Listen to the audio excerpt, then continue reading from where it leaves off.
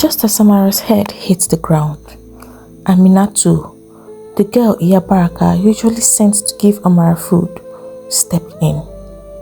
The moment she saw Amara lying on the floor unconscious, she froze.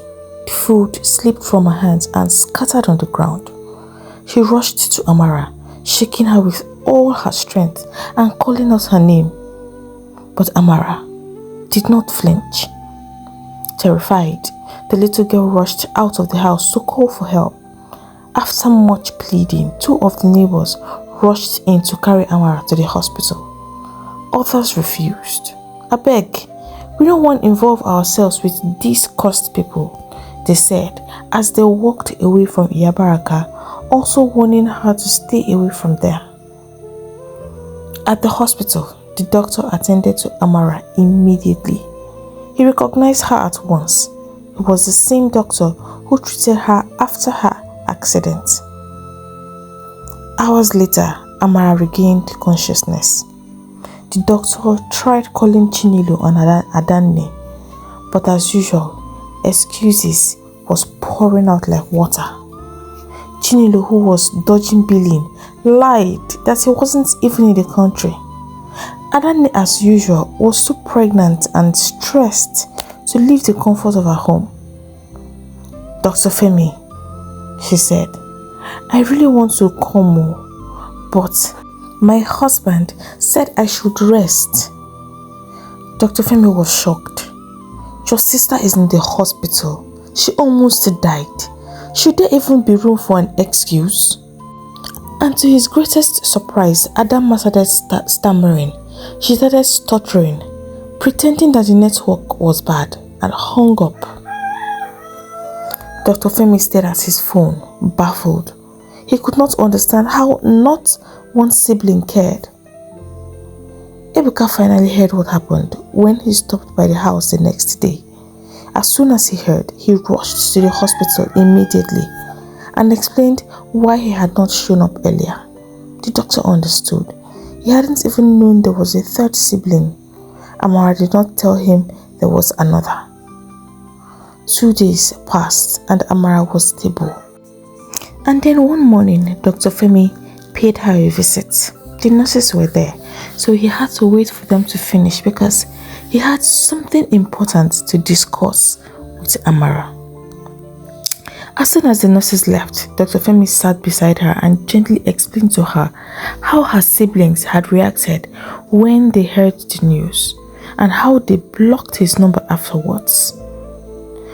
"I want to understand something, Miss Nwafo," the doctor said. "Have your siblings always treated you this way?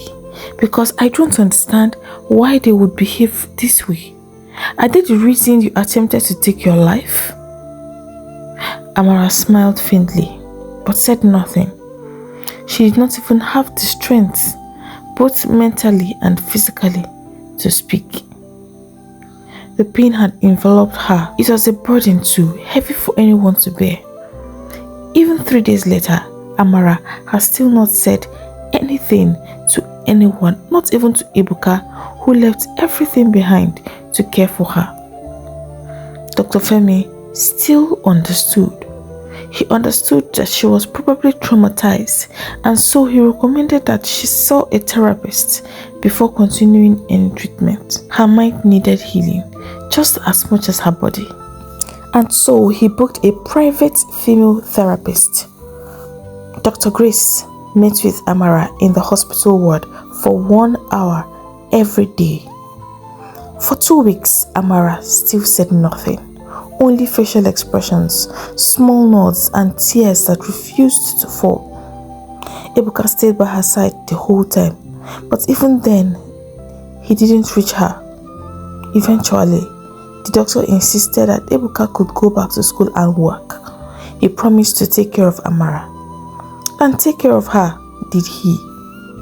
For some reason, Dr. Femi felt the urge to help Amara. He suspected that there was more to her story, but he had no intention to push her. He just decided in his heart to always be there for her whenever she needed someone. He took care of her feeding, medications, bills that accumulated with each day she spent in the hospital. he was truly God's angel sent to save Amara. However, Amara's case was becoming deeply concerning. She had still not said a single thing to anyone. She and Dr. Grace had 1 hour of breathing competition each session. All they did was stare at each other. But Dr. Grace did not give up either. Even if she wanted to, Dr. Femi would not even let her. Dr. Grace knew she had to find a solution fast, else Amara may never recover from the shock she was going through. It was only a matter of time before the break Dr. Grace had so prayed for happened. That day, she came in with so much hope. She had gotten what she strongly believed would help Amara. After they settled down, she looked deep into Amara's lonely eyes and said softly, "Your parents must be proud of you wherever they are, Miss Nwafo." Amara looked up sharply. "Yes," the therapist continued. "Dr. Femi told me everything after he had a conversation with your younger brother. I don't know everything that may have happened, but the little I know is enough." Her warm smile cracked something open in Amara's heart. Amara burst into tears as words began to tumble out of her mouth. "I did everything I could for them. I gave my life up for them. I gave it all for them," she sobbed. Dr. Grace let her rant and calm herself down again. Then she urged her on with her calm voice. "Tell me what happened, Miss Amara. Tell me everything." And so Amara emptied everything inside her, from the year she had lost both parents, to how people called her family cursed, to how she sacrificed every dream she had for her siblings only to be paid back with wickedness.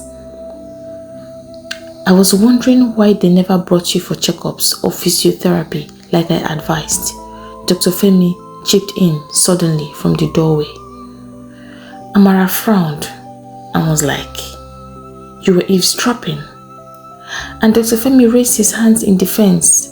He too was like, No, I was just passing, I'm sorry." Surprisingly, Amara smiled sheepishly and nodded as the good doctor walked away. The session ended and Dr. Femi returned, just to check up on his patient. "How do you feel now, Miss Nwafo?" he asked. Amara shook her head. "Dr. Femi, if someone had told me I would fall from grace to grass, I would have argued with my full chest." She laughed weakly, tears slipping down from her eyes. "And if someone told me my own blood would betray me like this, I would have beaten that person and locked them up." She broke down crying. Dr. Femi remembered the therapist's instructions not to talk but listen. So he held her and listened as she talked and wept until sleep claimed her. Even after she slept, he stood for a while and watched her. He felt something in his heart. Of course, the girl and the woman in her had been through a lot, so it was normal to feel pity for her, he said to himself. Except, it was not pity he was feeling. He was feeling something he could not explain, something deep. After that day, Amara slowly began to return to herself. Ebuka, her younger brother, brought food daily, always Iyabaraka's food because Amara wouldn't eat anything else. And Dr. Femi, he spent every spare time he had with her. The nurses whispered jealous jokes and giggled sheepishly when he passed, but he did not mind. In his early 40s, Dr. Femi was handsome, soft-spoken, and the secret crush of half the female staff in the hospital. He knew he had a long line of admirers, but he was reserved and had no close relationships with any of the staff. The good doctor had tasted both joy and sorrow. He had been married once, had a wife and 2 lovely children, who were his life, his purpose. Then, like a thief in the night, death came and snatched his wife away, leaving him to raise those children with only memories. And as a doctor, it was quite challenging for him because of the hours. He loved his wife so much and had no intention of getting married again. However, that decision began to shake since he got closer to Amara. He could relate to her pain, which made him even more attracted to her. He knew there was a reason God brought them together at this point in their lives. They would talk for hours. They played games. He made sure she saw a physiotherapist and also accompanied her to the physiotherapy sessions. Imagine that. Sometimes he would exchange shifts with someone else just to spend the night at the hospital with Amara, making sure he was the last voice she heard before she slept. Gradually, they began to develop feelings for each other. Soon, Amara's strength returned. She began to walk again. The treatments were working. On the day she was discharged, the nurses threw her a mini party.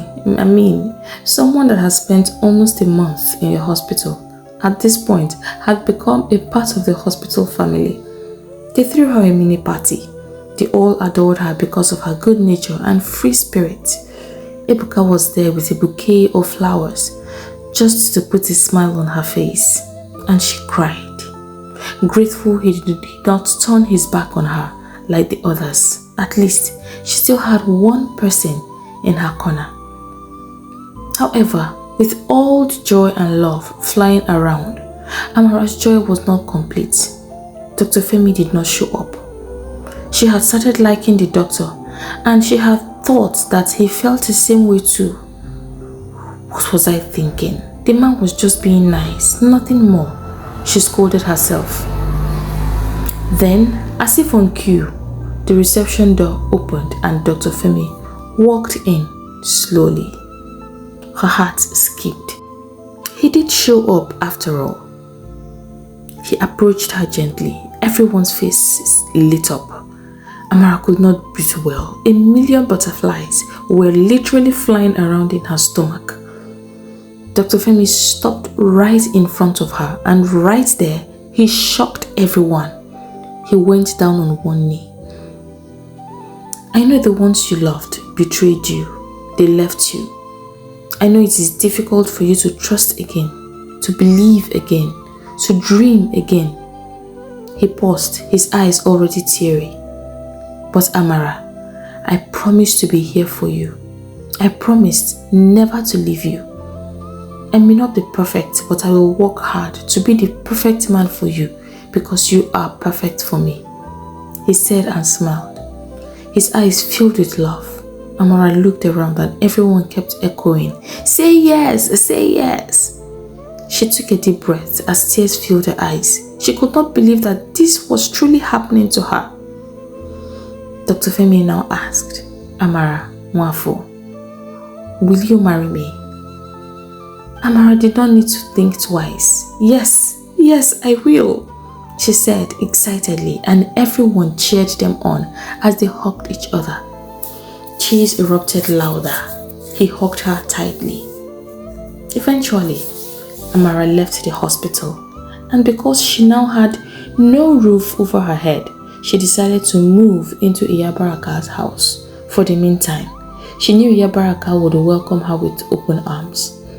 Of course, Dr. Femi offered her his place to stay in temporarily, but she declined politely.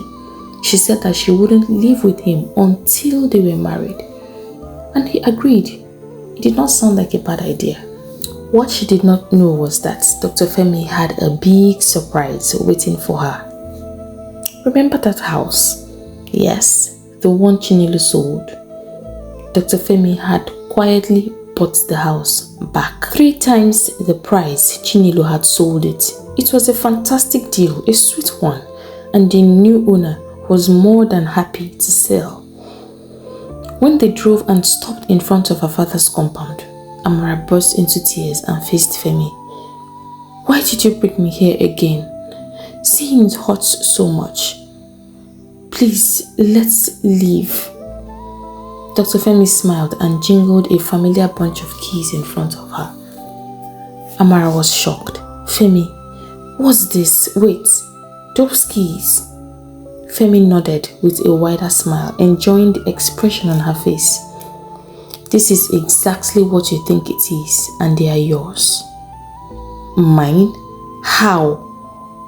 Wait, was it you? I don't understand. Calm down, Dr. Femi said. It wasn't me who bought the house at first. But seeing how much that house meant to you, I decided to get it back at all costs.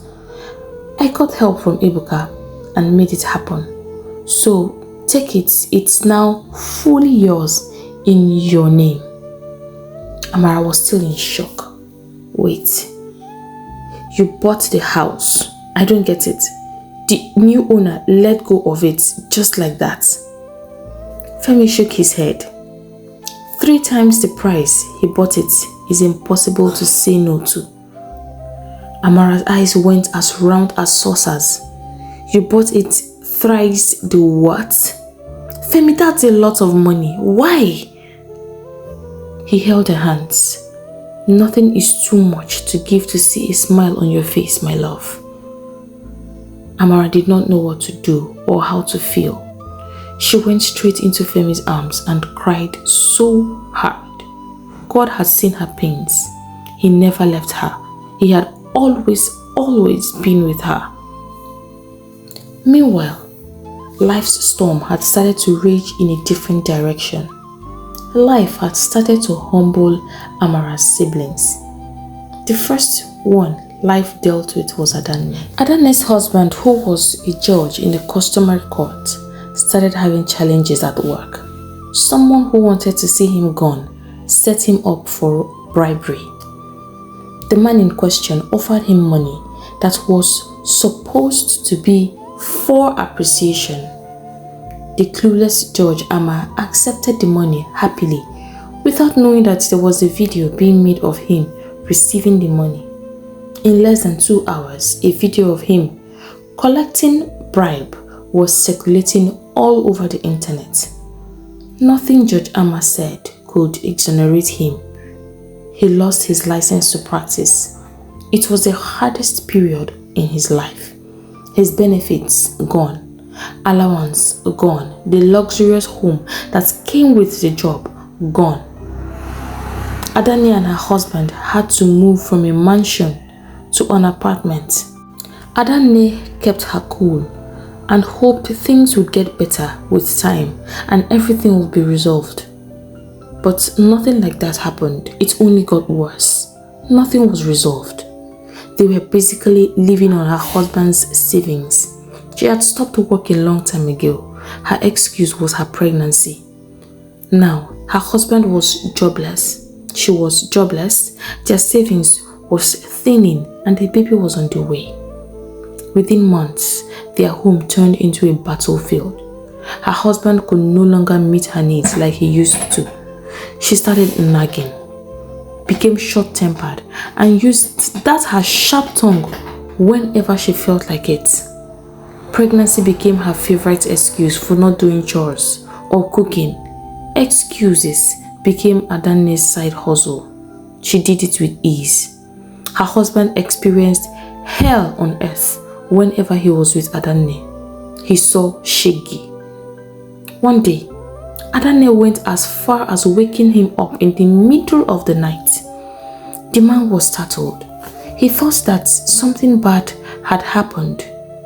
Unfortunately, that something bad was about to happen to him because Adanne faced him with her mouth running like a broken tap. See, I've had enough. I've had enough. Do you want to kill me? You'd better find something quick. There's a reason I did not marry a poor man. We can't continue like this. Amma sighed. Is this why you woke me up from sleep? Couldn't it have waited till morning? Adanne exploded. Is it not enough reason? If you're comfortable with being jobless, me I'm not. I cannot be associated with poverty and hunger. If you have to go out and look for money like normal men do it. If you steal, you want to steal, go and steal it. Just look for that money, because I have needs and my needs had to be met. Amma was speechless. So he just turned and lay back in bed without saying a word. If you like, ignore me. Adane continued. I've said my own. Let it not be that two women are living in this house. Carry your lazy self and go and get a job. If you did not go and collect bribe, I won't be here shouting like a mad person in the middle of the night when I'm supposed to be sleeping. Those words broke Amma's heart.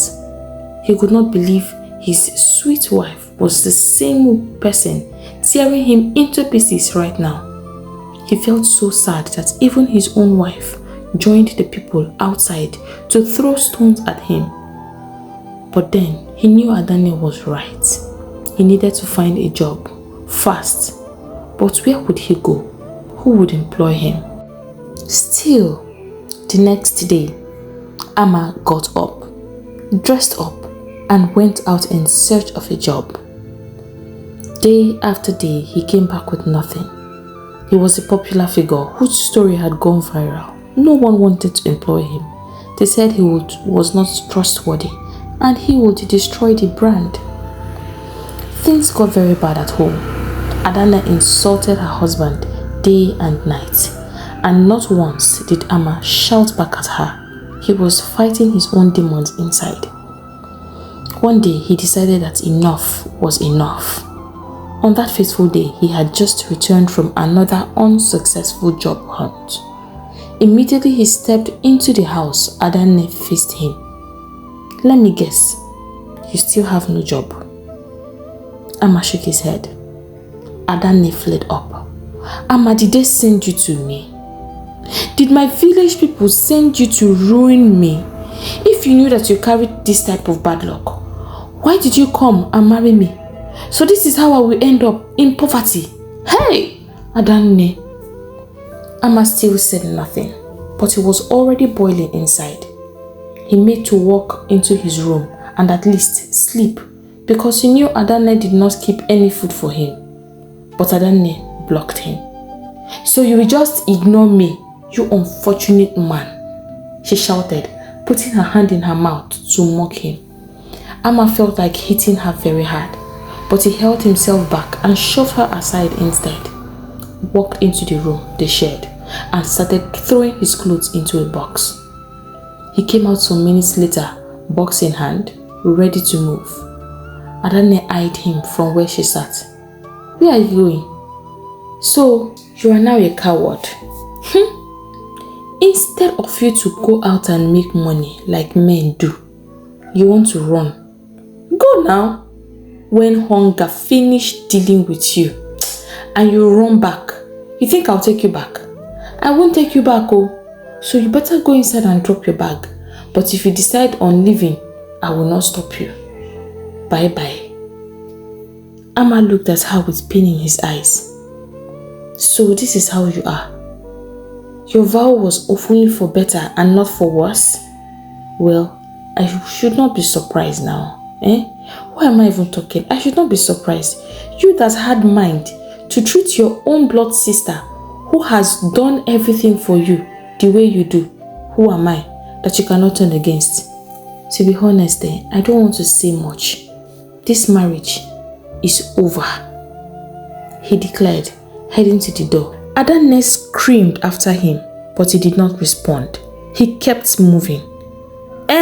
Go. You think I'll beg you? God forbid. I will know how you will survive. When hunger sits you down and shows you pepper, you will carry your two left legs and run back. I'm waiting for you. She was so sure of herself, but he never did.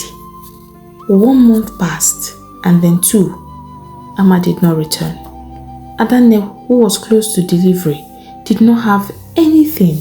No baby essentials, no delivery items, no husband. She became worried. Her husband had not come running back like she expected. Then came the real unexpected. Her husband's case had low-key been under investigation, even he did not know it. And after months, it was discovered that Judge Agba had been wrongly accused. Agba was called back to bar and reinstated with all his benefits and allowance for the past months. It was all over the news and blogs. Adanne nearly lost her mind. She tried reaching out to Agba, but he did not respond. She called him, texted him, WhatsApped him. He did not respond. Thinking about all the mean things she said and did to him, she did not have the boldness to approach him again, one-on-one. She did not even know where he lived, and her in-laws were a no-go area. Life was showing her pepper to the point that she had to desperately find a way to get her husband. She started looking for Amara, the same Amara that she had abandoned months ago. She did not expect Amara to pick her call, but Amara did, and even invited her to the house. Firstly, Adanne was surprised to find out that Amara was still in their father's house after it had been sold off. Secondly, she could hardly recognize the house because it had been renovated and repainted. Everything looked brand new. The shocker was when she went in and saw Amara on her 2 feet, looking radiant. Her mouth fell open. "Sister Amara, is this you? How?" Amara smiled. "God is faithful, Adanne. God is faithful." She looked at Adanne from head to toe and saw how disorganized she looked in her heavily pregnant state. "Look at you, Adanne.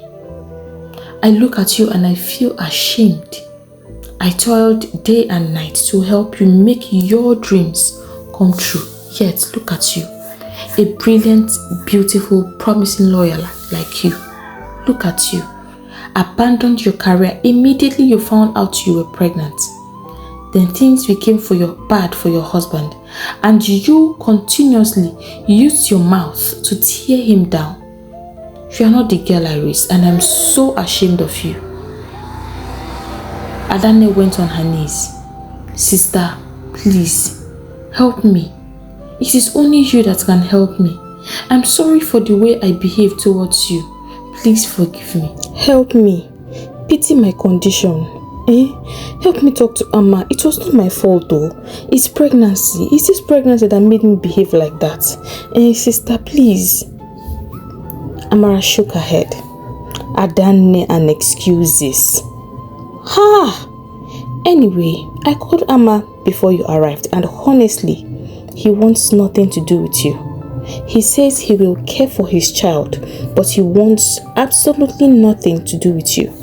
He sent 300,000 naira into my account for you. I will add 100,000 naira to it." She looked into Adanne's eyes. "Sort out your mess by yourself, Adanne. This is the last time I will interfere. You see this house? It is no longer our father's house. It is now mine, in my name, bought for me by my man after you and Chinelo did what you liked with it. Let me not see you or your shadow in my house again." "Hey, sister, please," Adanne begged. "You can't turn your back on me now. What will I do? I have no one else. Please, sister." Did Amara listen? No. Adanne went back home feeling so sad and depressed.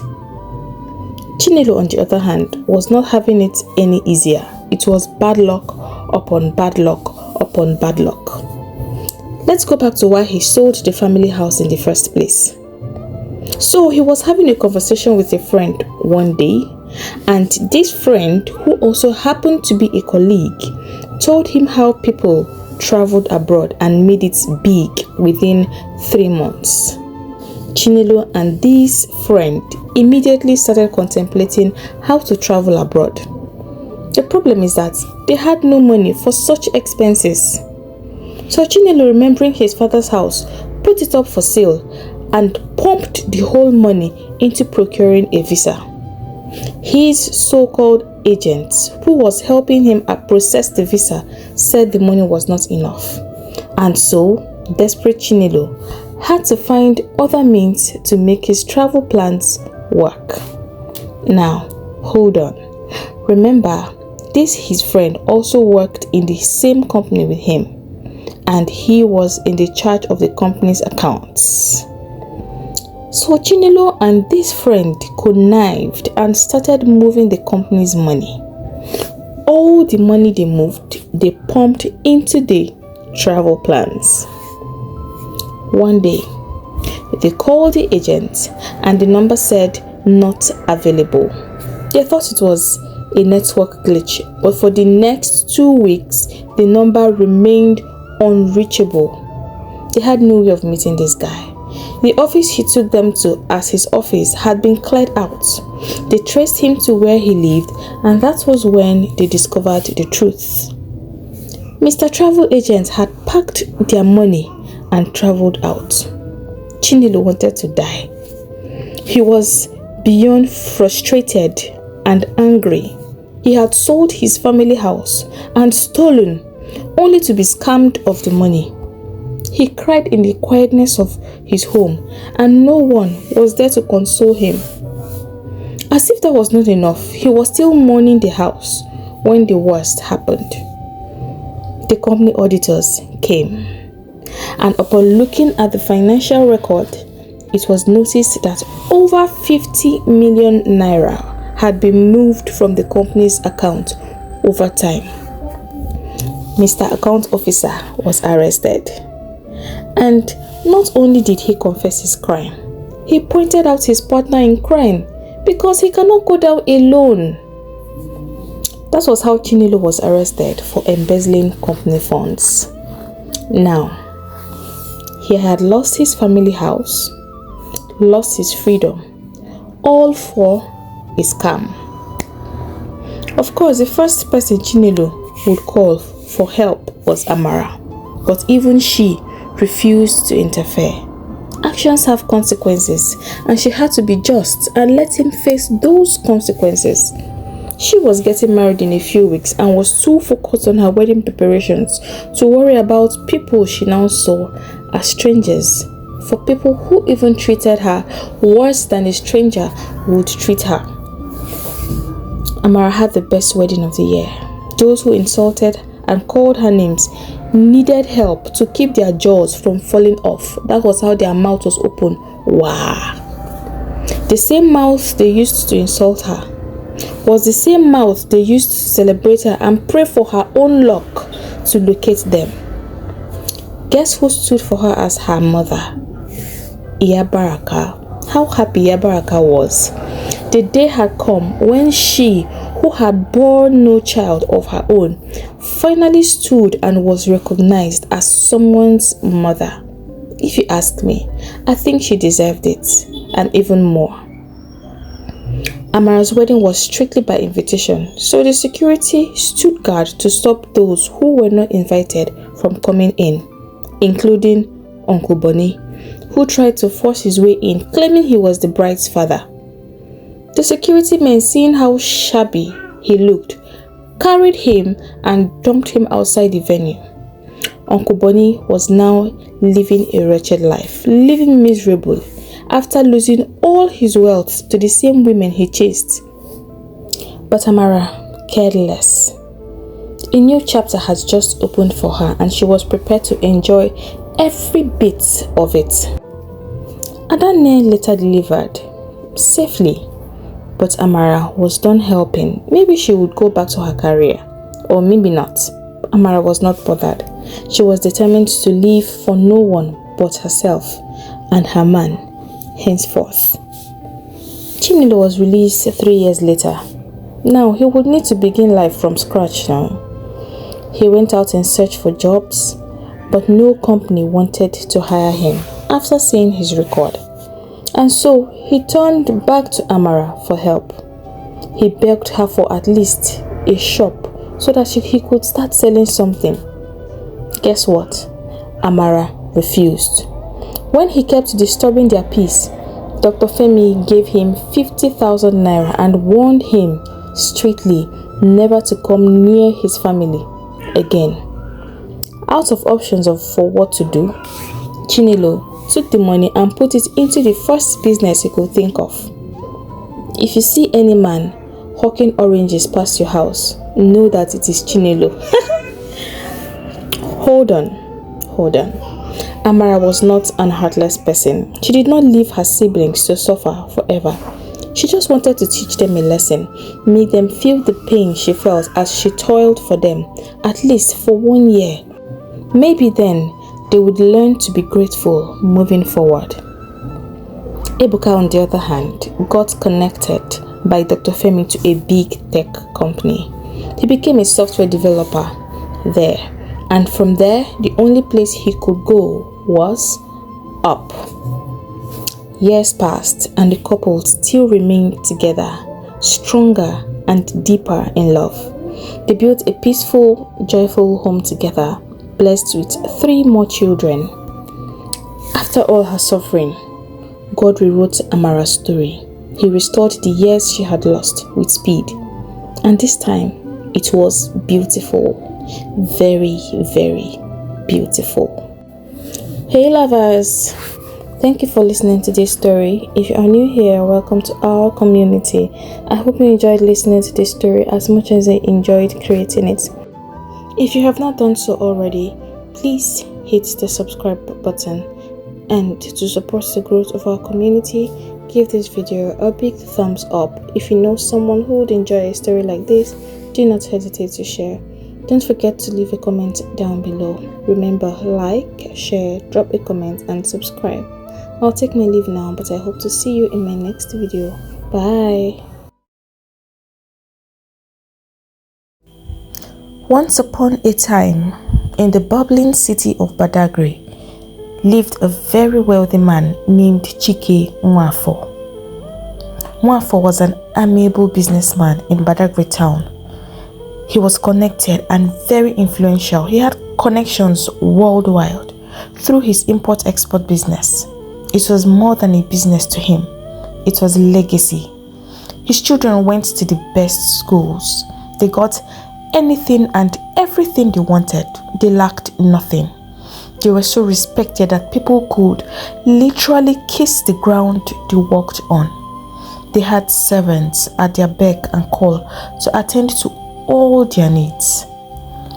Nwafo unfortunately lost his wife to cancer 3 blessed years ago. But he was not left alone.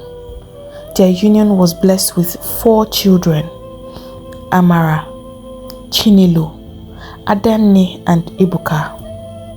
Amara, the eldest daughter, was 18 years old at that time and was the closest to her father, especially after their mother died. Chinelo was 17, the first son, the one everyone called the future of the family, because he was super intelligent, always studying.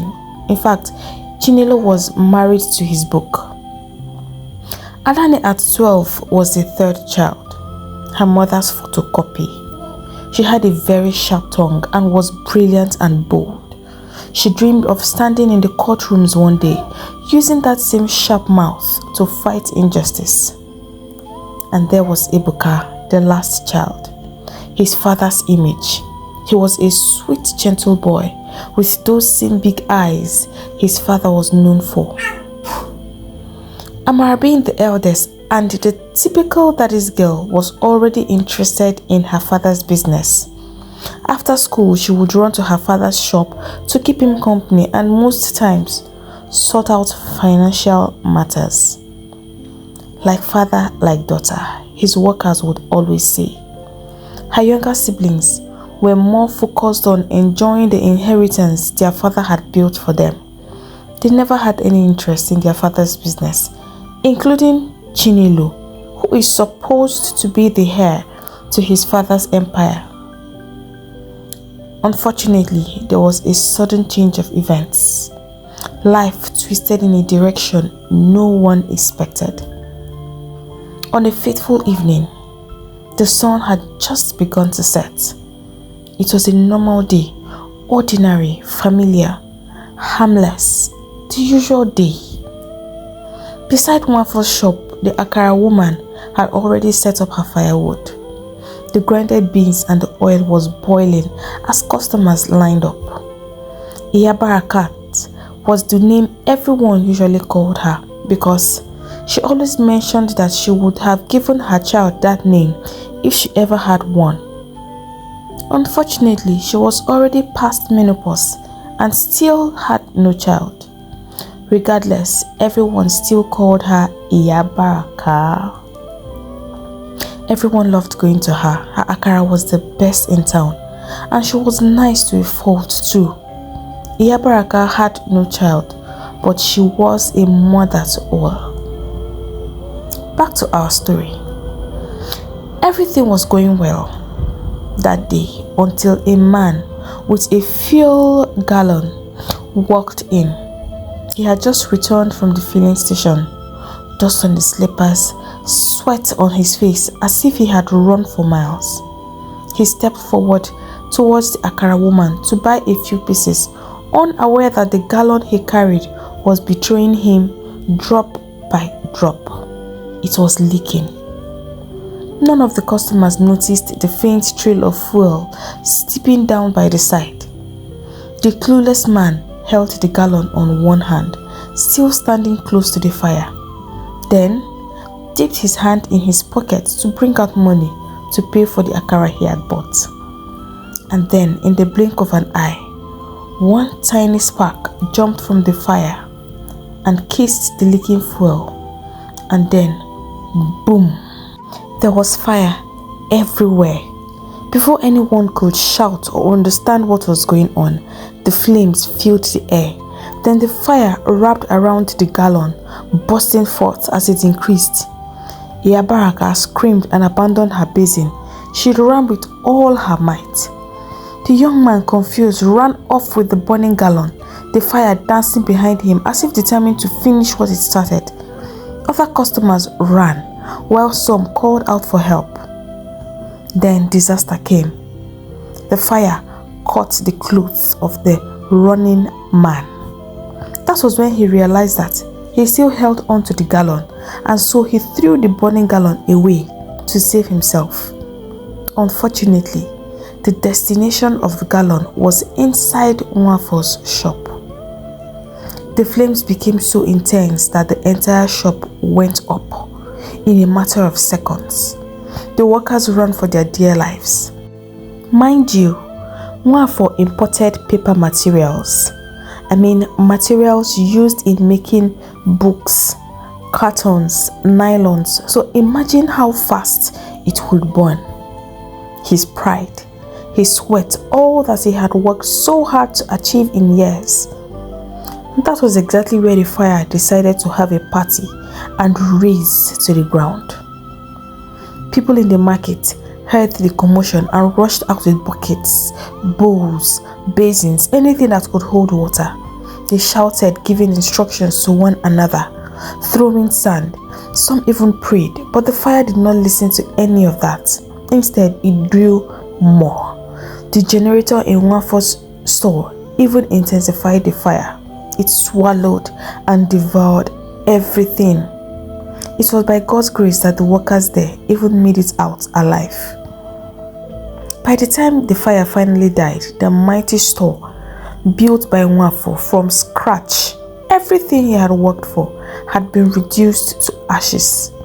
Not a single item survived. Somehow, Nwafo got the message because in less than 10 minutes, he came rushing down to the market. His house was not too far and his children followed him from behind. The moment his eyes landed on the ashes, the melted zinc, the burnt beams, something inside him snapped. He could not shout, he could not cry, he just froze, staring as if his spirit had gone from his body. He thought of the 100 million naira loan he had just borrowed from the bank to restock the store. The goods, bonds were not even up to 2 days old in his store, and he had not sold even up to 5%. People who had already made installment payments for goods were plenty. He had lost everything just like that. Before anyone could say or do anything, his knees buckled and he collapsed. His children gathered around him, calling his name, shaking him gently, trying to pull him back to life from the shock. But the weight of that loss, the weight of seeing his entire life burn in one evening, was so heavy for any man's shoulder, even for him. Nwafo was rushed to the nearby hospital. As they arrived to the hospital, he was rushed into the emergency ward, while Amara and her father's workers, who had brought him, waited at the reception area. The nurses came out running around as they attempted to resuscitate him. A few minutes later, the doctor came out. "How is my father?" Amara stood abruptly as she sighted the young doctor. Her eyes were watery but still filled with hope. "We are sorry, Miss Nwafo," the doctor said. Amara held on to him. "That is not the answer to my question, sir. Please tell me my father is going to be okay," Amara interrupted. At this point, tears poured out from her eyes and ran down her cheeks. Her heart was still pumping really hard, like it could come out of her chest at that moment. "I'm sorry, my dear, but we lost him. This was not the first time he was having a heart attack. This second one struck him harder than the first." The doctor spoke slowly. Amara slowly released her grip from his shirt and fell to the ground. The men surrounded her and grabbed her tightly. She cried and wailed, almost tearing her shirt. She had lost both parents in just 3 years. It was just a matter of time before rumors filled the air about Nwafo's death. Some said it was a curse on their family, because how can a husband and a wife die just like that? Some people even murmured that he had brought the tragedy upon himself. They claimed that taking a bank loan at that time was the worst business decision he could have made. Friends and well-wishers trooped in and out of Nwafo's house. But after 1 week, the visits stopped. The so-called friends stopped coming. Even his loyal workers disappeared. The neighbors who once filled their compound with sorry, yeah, long sighs and sympathy quietly faded away. The people who would kiss the ground the Nwafos walked on refused to pass that ground on which they stepped. Only Yabaraka, who felt guilty for what had happened to their father, would come when she could to give them food and keep them company. In end, everything was on Amara. The weight of the entire family was now on her shoulders, and she became the one left to gather the broken pieces and care for her siblings. One day, the worst happened. It was still early in the morning, and the sun had not even come out. Bang, bang, bang. There was a hard, loud, and persistent knock on the door. Amara's eyes were still heavy with sleep, so she just managed to drag herself up and went to open the door. Behold, there were 3 men in suits, polished shoes and briefcases. From the look of things, they looked like maybe lawyers or bank officials. Well, they were a mixture of the both. Lawyers sent by the bank, that is, lawyers who worked for the bank. They held black files in their hands with straight faces that did not care if they were stepping into a home soaked in sorrow and mourning.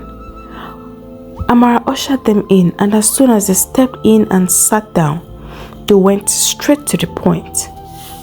"Your father owes us a large debt," one of them said, adjusting his glasses. "A very large debt," he emphasized. Amara stared at him and nodded. She was trying to make sense of the sight before her. They introduced themselves as lawyers representing the bank her father had taken a loan from. Your father owes 100 million naira. I believe you are aware, Miss Nwafo. One of the lawyers spoke with zero emotion. Amara responded with a nod.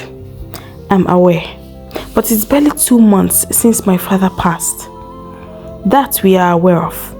We would have considered if he was still alive, but now he is dead and the bank must take quick action to save the situation. 100 million naira is huge, the lawyer persisted. But we were told we would be given 6 months to pay back. Why? Amara argued. Miss Nwafo, we are not here for negotiations. We are sorry that your family is going through a hard time, but we must do what we have to do. He brought out a document. We know that there is no way the money can be paid back. Therefore, we want you to sign on these documents all the properties he used as collateral. The other lawyer said calmly. Amara gasped in fear. She put in every effort to hide her tears. She did not want her siblings to come down to witness the early morning tragedy. She collected the pen from the lawyers and signed documents. It was like a dream. The cars, the 3 acres of land their mother farmed on, the 2 houses in Lagos mainland, the landed properties her father owned, everything was gone. Thankfully, they still had a roof over their heads. Amara slammed the door shut the very moment they left, screaming her lungs out. Chinelo and Adanne rushed down the stairs to find out what had happened. Amara did not want to tell them. She did not want to break their hearts. But this situation was beyond her control, and so eventually she did. So we are now poor? Chinelo asked, too calmly. And Amara nodded. They all sat there and cried for a while until they were exhausted. Later that day, Amara, with a strong resolve, rose up and went to the bank to see what her father had left in his personal account. Perhaps she could access it and she would set up something with it. She went in to see the bank manager, who also happened to be a family friend. The man, upon checking, informed her that all the money in her father's personal account had been transferred to another account. Amara was surprised because the date the transaction was made was the day after her father's death, and she had not initiated that transaction. Further investigation showed that the recipient was her uncle, her own father's twin brother, Uncle Bonnie. Amara remembered that her uncle had been the one with her father's phone while she and her siblings were still wailing on that fateful day. He must have initiated the transfer then. Though surprised at the news, she had no worry in her heart. She believed it was in safe hands. Maybe he had done it to save them the stress the bank may have put them through. And so she went back home and planned to go see her uncle, who was living in another part of town, the next day. When she arrived home, she saw Adanne on the couch, covered in a blanket and shivering severely. She rushed to her side to touch her, but she flinched back because Adanne's body was hot like charcoal that had been heated for a long time. It was as if everything was working against her favor. "Where is Chinelo?" she shouted, but the quiet house echoed her words back to her. There were no more servants to come to their aid. They had all gone because who would pay their salaries? Amara did not know what to do. There was no money in her hand except small savings she had left. Sighing in frustration, she rushed to the pharmacy to get some medications for Adanne, which she administered to the girl. She sat beside Adanne and bowed her head in frustration, realizing the seriousness of her current situation. Everything happening was overwhelming. A new term was about to begin. And being in a prestigious school, it was mandatory that every student paid before the school resumed. How would she handle herself and 3 more? She pondered, looking at Adanne, who was still shivering in her sleep. At least there was lingering hope. Her uncle, who was with their father's money, could help. It's Uncle Bonnie after all, she said to herself with confidence. The next day, she gathered the rest of the savings remaining and journeyed to Alimosho, the town where her Uncle Bonnie stayed, right there in Lagos. Finally, she made it to his house, but he was not home. She decided to wait. She could not come all this way and go back home with nothing. There was a bench outside the house, so she sat on it, waiting for her beloved uncle. That was when her eyes fell on the black SUV in front of the house. She was smart enough to know it was still new. Her hope increased, thinking her uncle was doing well for himself. Amara waited till evening, and her uncle finally arrived in another car. He stepped out with 2 ladies by his side.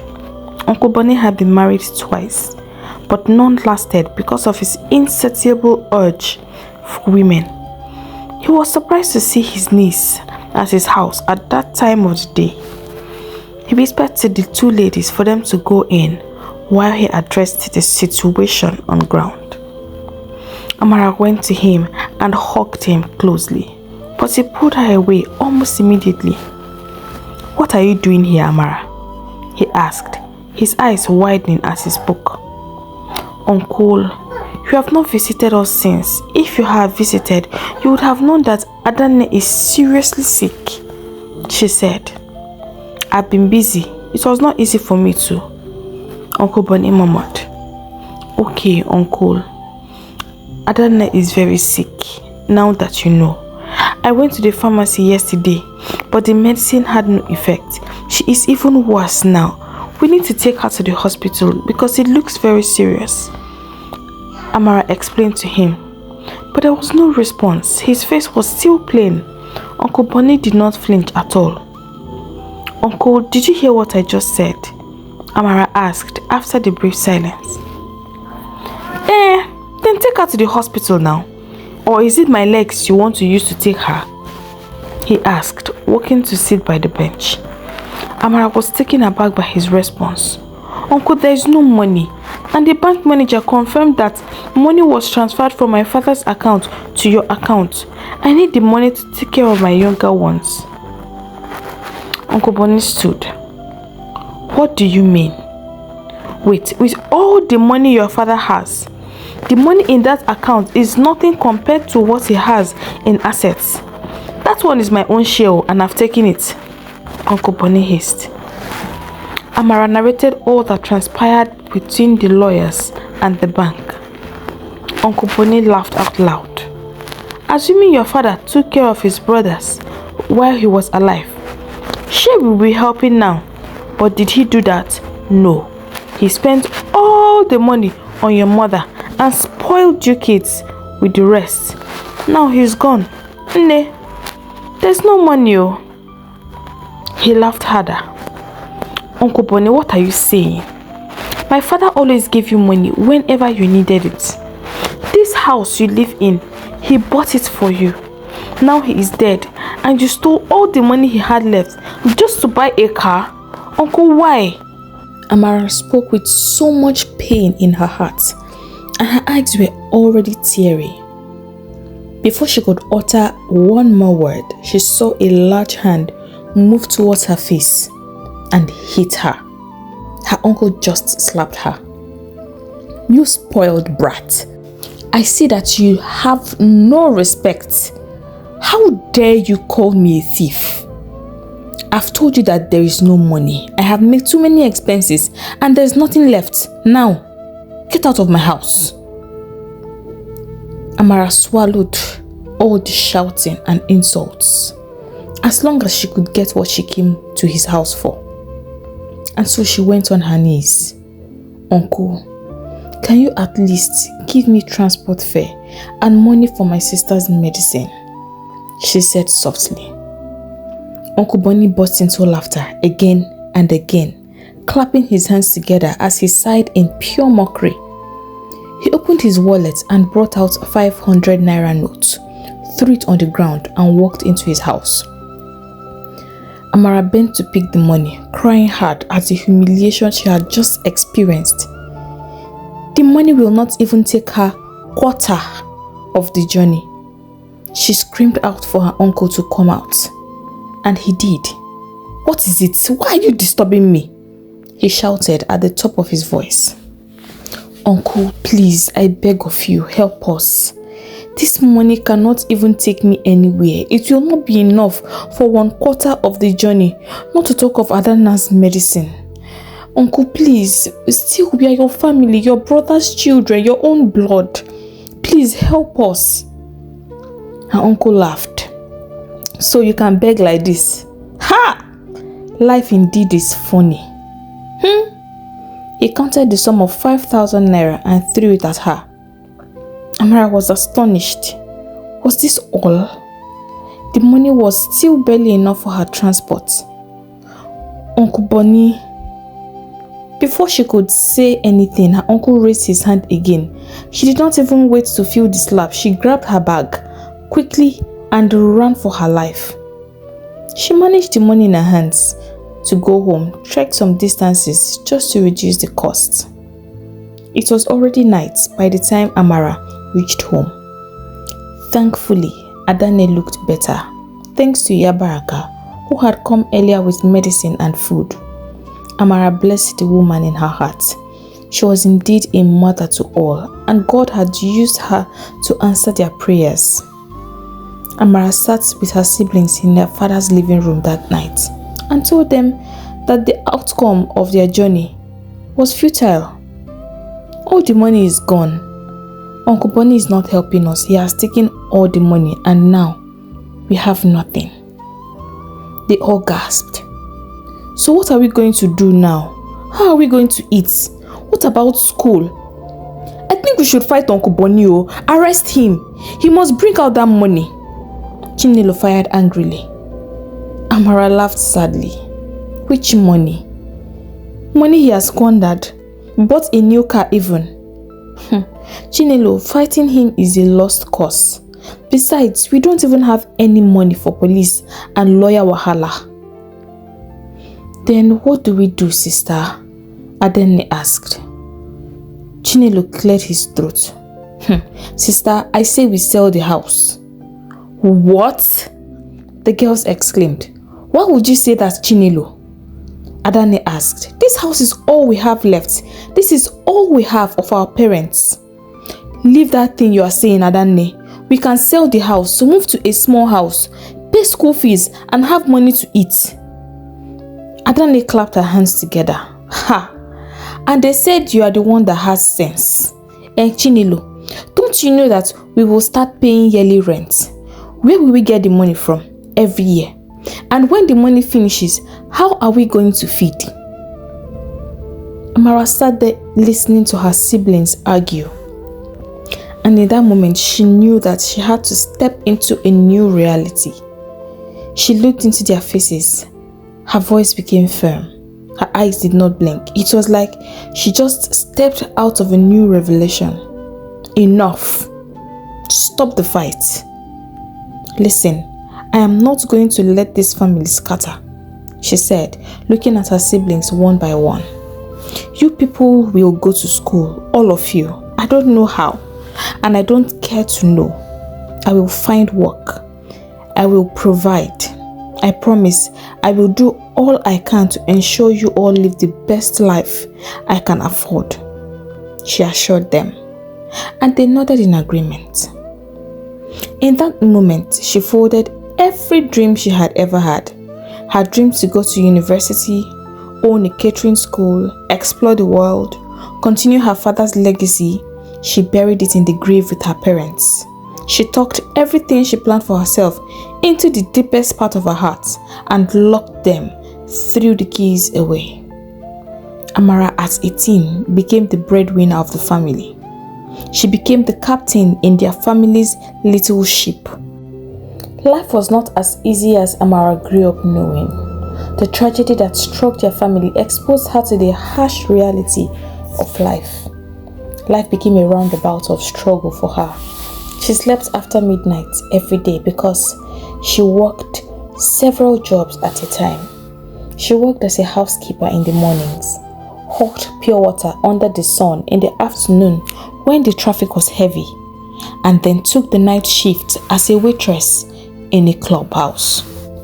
She did everything she could lay her hands on to meet the needs of her 3 siblings, anything that was enough to keep her siblings fed and in school, even though they had to transfer to a more affordable school. Amara swore on her parents' grave that she would never see her siblings suffer.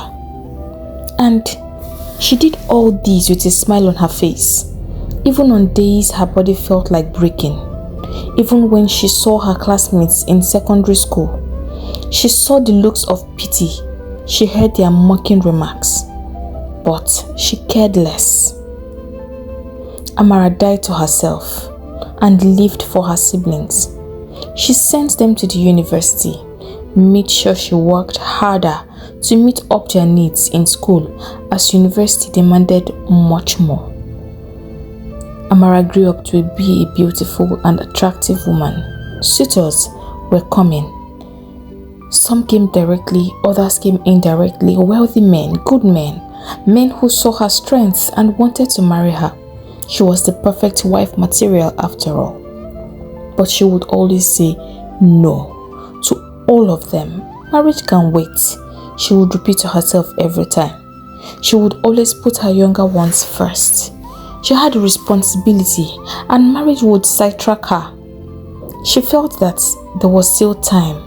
When at least Chinelo and Adanne finished their university education, then she could relax and settle down while they all jointly take care of Ebuka's education. Her plans made so much sense to her. Time flew by and Amara did not even notice it. She worked extra hard for her siblings and her youth was slowly passing. Years passed and her siblings grew, achieving all their dreams and ambitions. Chinelo, the first son, the one everyone in town declared to be the future of Nwafo family, proved them right. He became an engineer, a charming, confident and influential one. Adanne, the sharp-tongued younger sister, became a lawyer with a voice that could pass through any courtroom. She won cases like they were nothing, which opened even more opportunities for her. Her dream became a reality. She grew up to be an elegant, brilliant young lady, and in no time she got married to a judge. And Amara stood in for her as their mother would have done. She ensured that her sister had the best wedding. The youngest, Ebuka, had just gained admission into the university to study computer science. He was gentle, sweet, always promising to pay Amara back for everything she had done for them. Amara was so proud of her siblings. She was grateful. She never gave up and kept pushing. Her labor for her siblings turned out not to be in vain, or so she thought. She was certain that her hard work paid off, and now she will enjoy the fruits of her labor. Unfortunately, life is not always kind to those who have been kind. Life had other plans. One fateful day, something very bad happened. Ebuka, who had just gotten admission into the university, was matriculating like it was his matriculation day. That day, it rained cat and dog that morning, but Amara was excited. She would never miss this special event for anything in the world. And so she dressed up in her single Sunday dress and set out for Ibadan. Their bus had barely gone halfway when the rain started pouring heavily again, and the driver unfortunately did not have a wiper that was working well. The man was obviously trying so hard to see the road in front of him.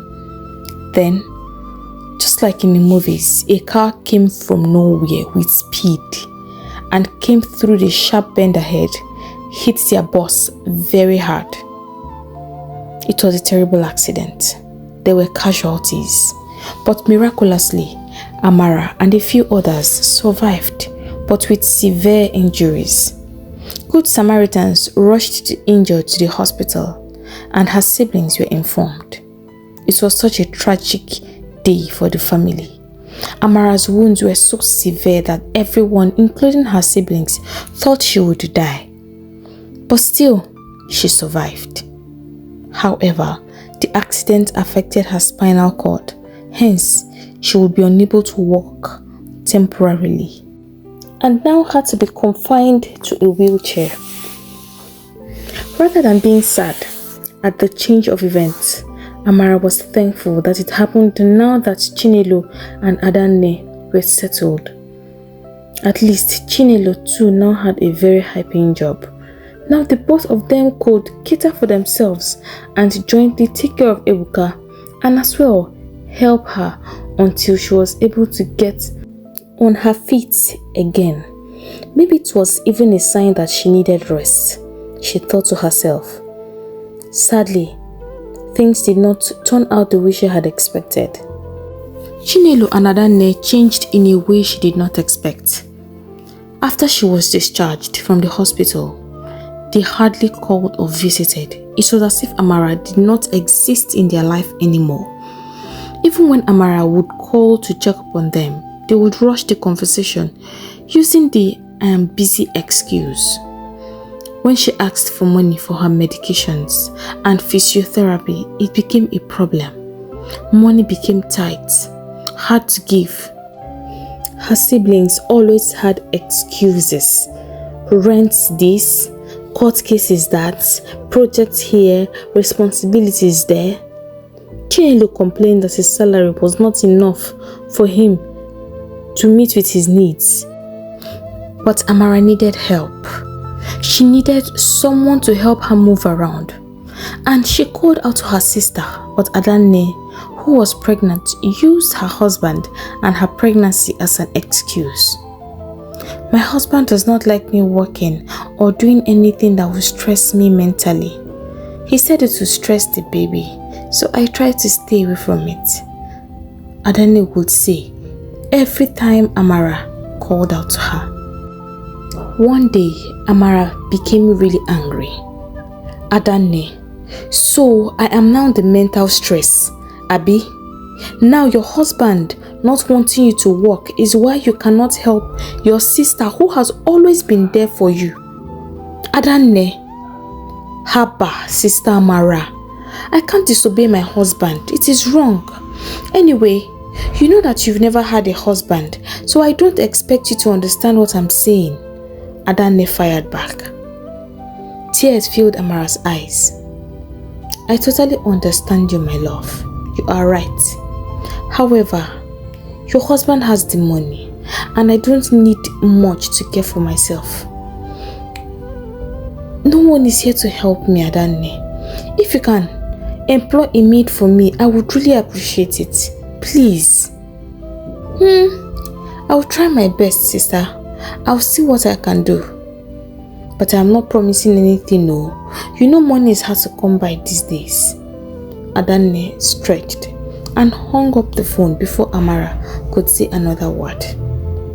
Ebuka, who used to follow Amara around like a shadow, Amara's pet, was the only one that replied to her calls and messages. He kept searching and searching for any job he could find. And due to the Nigerian economy, it was difficult for him to get a good paying job as an undergraduate. Although Amara linked him up with some tech friends she met while working, and it helped him get online gigs, it was barely enough to feed himself and Amara, buy her medications, pay his school bills that Chinelo and Adanne decided not to be a part of. But then, Ebuka could not work, school, and still be physically there for Amara. Thank God for Yabaraka. The woman became Amara's savior. Iyabaraka, who had remained a constant presence in the life of the children, would cook and send the little girl who lived with her to bring the food for Amara and feed her, make sure that she is well taken care of 3 times a day, morning, afternoon and night. If not for Iyabaraka, life would have been much more difficult for Amara, and Amara was grateful. As if the whole neglect from her siblings was not enough, the worst blow came from Chinelo, the one who was supposed to restore their family's name. One hot afternoon, while Amara sat on her wheelchair going through her family pictures, Chinelo walked into the house. Amara was surprised to see him, but her heart leaped for joy. She had been lonely for months since she got paralyzed. No family, no friends, just a little girl, Iyabaraka, and Ebuka, who would come to visit when they had the chance. "Wow, look who finally comes to see me," she said happily. "I have sold the house," he said bluntly, dropping the news like a bomb with no hesitation. The only asset their parents left, the home Amara kept alive for decades, he had sold it. Just like that. Amara could hardly believe what she had just heard. It was cold and it was sharp. It was painful. She could not define what she was feeling at that point. She was sure that he was pulling her legs. "Chinelo, what did you just say?" Amara asked again, just to be sure. "It's time to move on, sister," he said bluntly. "What are you saying?" Amara asked again, confused. Amara sat in her wheelchair and watched her brother in astonishment. She did not recognize her Chinelo anymore. He added that the people he had sold the house to would be moving in 2 days. Therefore, Amara had to look for a place to stay. "How dare you, Chinelo? How dare you sell this house? This is all that we have left of our parents. How dare you take such decisions?" Amara asked, almost in tears. Chinelo waved his hand carelessly. "I am the man of this house, sister, the heir to this family, and by rights, this house and everything that belongs inside it is mine. It is my inheritance, and I can do with it as I please." Amara was shocked. "So tell me, Chinelo, man of the house, where will I stay? After I gave up everything for you all, worked so hard day and night to cater for all your needs, this is how you and Adanne choose to pay me back? I have to beg you both for everything and get nothing. And as if it is not enough, you want to take roof away from my head. Now you are the man of the house?" Chinelo became uncomfortable. "Sister, all these things you are saying that you did for us, we did not beg you or force you. You did it out of your own free will, and we must not become slaves to you just because of that. I'm sure we would have still found a way to survive regardless." Amara was speechless. It was as if they poured cold water on her. Her mouth opened and closed, yet words refused to come out. Chinelo crouched in front of her. "Sister, I know you love us, and I know you would not like to give us anything that would be burdensome. We are not those little kids anymore. We have grown and we have our own life to live. And you cannot blame us for what is happening to you right now. In fact, if we are to be fair, Ebuka should be the one taking care of you because it was because of him you had this accident in the first place." He patted her hand and went upstairs. Those words he said to Amara was hard for her to digest. Her phone beeped and it was a text message from Adanne. She smiled, hoping it was good news. "Sister, Chinelo told me that he had sold the house Don't worry, I have convinced him to give you at least 20,000 naira so that you can use it to manage and do something for yourself. You know you are very productive. You can start a business with it. Adane's message read. Amara was entirely speechless at this point. It was like her siblings were hitting a hammer on her chest from different angles. Amara wished all that was happening was just a bad dream, a very bad dream, and she would wake up from it. Unfortunately, it was no dream. It was real. It was a living nightmare. The pain struck more than the time her parents died. Before she could analyze all that was happening, Chinelo came down from the stairs with some of her suitcase. Adane and I have decided to give you 20,000 naira, but I topped it with extra 10,000. So I just sent the 30,000 naira to your account. Please, sister, don't disturb us with calls or text messages. Things are very tight now. Things are very tight and money is hard to come by these days. But you won't understand. I would have given you more, but I've already made plans for this money. I'm sure you understand, Chinelo said, and left immediately without sympathy in his tone. As if all her sacrifices, her sweats and scars were old furniture. What happened to her siblings? She asked herself.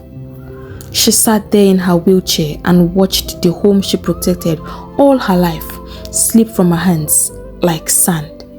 The siblings she raised, the ones she gave up everything for, now saw her as a burden, a weight, dead weight. She started to believe that her family was truly cursed. And while this thought settled in her heart, another followed. What exactly was she still living for? So she decided to end it all. Her siblings, who she died and lived for, saw her as chaff. They treated her like she was nothing. She could as well end it and set them free. So she reached for the medicine bottle beside her, poured the entire pack of medicine into her palm and swallowed everything at once, without hesitation. She had thought long enough to give it a second thought. Slowly, everything became blurry. Sounds faded and her eyes began to close. Just as Amara's head hit the ground, Aminatu, the girl Iya Baraka usually sent to give Amara food, stepped in. The moment she saw Amara lying on the floor unconscious, she froze. The food slipped from her hands and scattered on the ground. She rushed to Amara, shaking her with all her strength and calling out her name. But Amara did not flinch.